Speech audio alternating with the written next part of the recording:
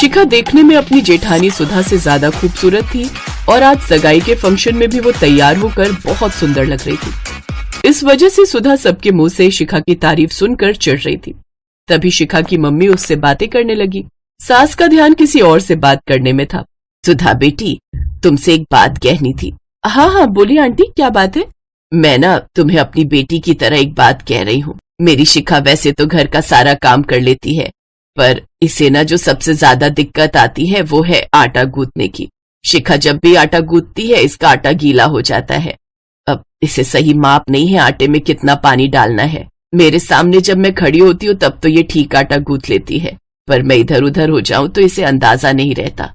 बस थोड़ी यही चिंता है कि कहीं शादी के बाद इसे कोई दिक्कत ना आ जाए, नहीं तो सबके बीच में बहुत बदनामी हो जाएगी।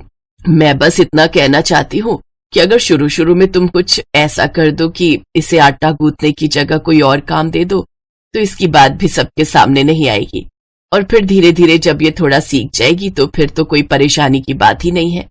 बस नई नई जा रही है ना, पता नहीं किसका स्वभाव कैसा है, इसीलिए थोड़ा घबरा रही हूँ।